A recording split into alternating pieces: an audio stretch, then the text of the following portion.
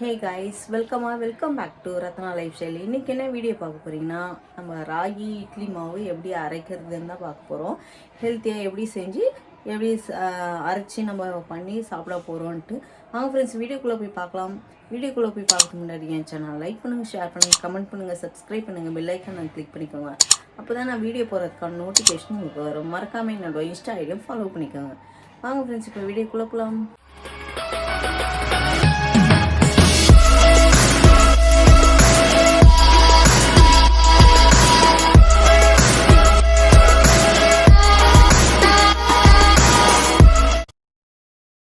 அதுக்கு தேவையான பொருள்லாம் ஃபஸ்ட்டு எடுத்து வச்சுக்கிறேன் ஃப்ரெண்ட்ஸ். என்னென்ன பொருள் தேவைன்னு நான் உங்களுக்கு இப்போ சொல்லிடுறேன்.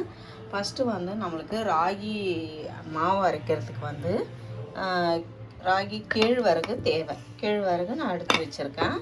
அப்புறம் நான் வந்து சிகப்பு அரிசி கூட சேர்த்து செய்ய போகிறேன். நீங்கள் வந்து சிகப்பு அரிசி இல்லைன்னா நார்மல் அரிசியும் சேர்த்துக்கலாம், இட்லி அரிசியும் சேர்த்துக்கலாம், நீங்கள் எப்படி வேணால் சேர்த்துக்கலாம். நான் வந்து கொஞ்சம் ஹெல்த்தியாக வேணுன்றதுக்காக சிகப்பு அரிசி சேர்த்து ஊற வைக்க போகிறேன். அதுக்கு நம்மளுக்கு உளுந்தம் பருப்பு தேவை. அதுக்கப்புறம் வெள்ளை அவல் எடுத்துக்கோங்க. வெள்ளை அவலுக்கு பதில் நீங்கள் சிகப்பு அவலும் சேர்த்துக்கலாம். அதுக்கப்புறம் வெந்தயம். இப்போ நான் இதை எவ்வளோ ஊற வைக்க போகிறேன் அப்படின்றத சொல்கிறேன். கேழ்வரகு நான் 1 கப்பு சேர்த்துக்கிறேன். 1 கப்பு கேழ்வரகுக்கு ஒரு கப்பு ப்ரௌன் ரைஸ் சேர்த்துக்க போகிறேன். 1 கப்பு கேழ்வரகுக்கு 1 கப்பு ப்ரௌன் ரைஸ். கேரளா அரிசி, இது வந்து சிகப்பு அரிசி, இதை வந்து 1 கப்பு நான் சேர்த்துருக்கேன். இப்போ வந்து 1/2 கப்பு உளுந்து சேர்த்துக்கிறேன். உளுந்துக்கு அப்புறம் 1 ஸ்பூன் வெந்தயம் சேர்த்துக்கிறேன். இப்போ இதை நல்லா கழுவி தண்ணி போட்டு நம்ம ஊற வச்சு நைட் ஃபுல்லாக நான் இப்போ ஊற வச்சுட்டு மறுநாள் காலையில் தான் எழுந்து நான் அரைக்க போகிறேன்.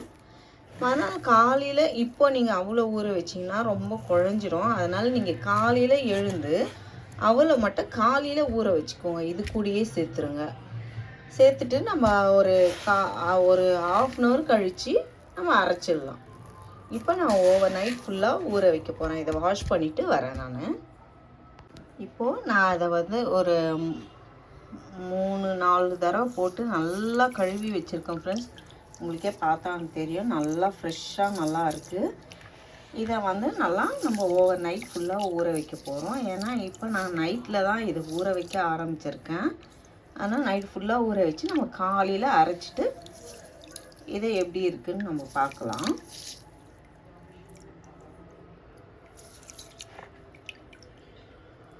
இதை அப்படியே ஒரு தட்டு போட்டு மூடி வச்சிடலாம். காலையில் நான் அவல் ஊற வைக்கும் போது நம்ம பார்க்கலாம்.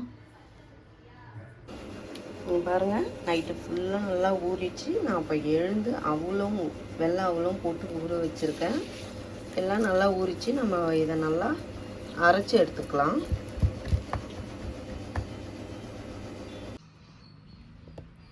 நல்லா மாவு அரைச்சாச்சு. இப்போ நான் அதை வந்து ஒரு பவுலுக்கு மாற்றிக்கிறேன். இப்போ பாருங்கள், மாவை நல்லா அரைச்சி வச்சாச்சு. நான் இது கூட சால்ட்டு சேர்த்துக்கலாம்.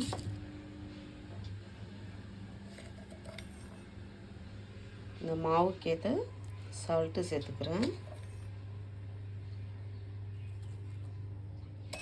சேர்த்துட்டு நல்லா கை வச்சு நல்லா கரைக்கணும்.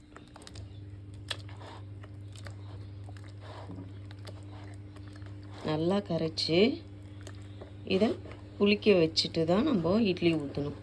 நல்லா பொங்கி வரும். அது வரைக்கும் நம்ம வெயிட் பண்ணணும்.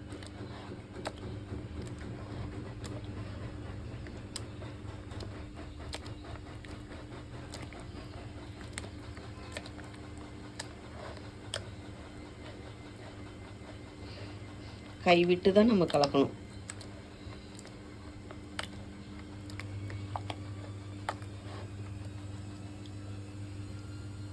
இப்போ இதை அப்படியே மூடி போட்டு வச்சுட்டு நல்லா புளிச்சு வரும்போது நம்ம கலக்கிட்டு இட்லி ஊற்றிக்க வேண்டியதுதான்.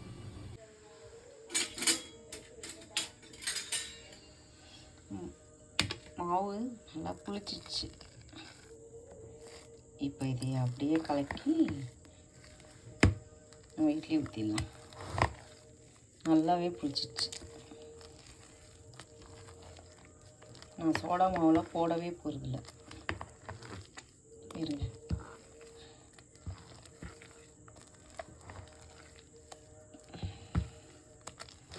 இட்லி ஊற்றி பார்க்கலாம். ராகி இட்லி நான் ஊற்றி வச்சுட்டேன். இது இப்போ வெந்ததுக்கப்புறம் நம்ம பார்க்கலாம். இட்லி ரெடி ஆயிடுச்சு. இப்போ எப்படி இருக்குன்னு எடுத்து அதை பார்க்கலாம். அம்மா சாப்பிட்டு சொல்லுவாங்க எப்படி நல்லா இருக்கா இல்லையான்ட்டு. ஃபஸ்ட்டு எடுத்து ஆற வச்சுக்கலாம்.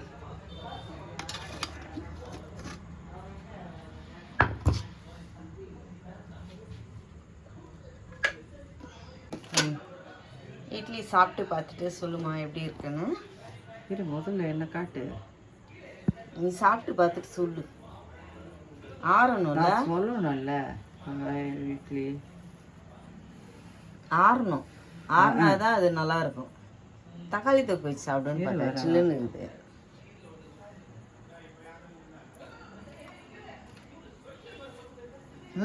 இரு வரேன், எதுக்கு பார்த்துடலாம்.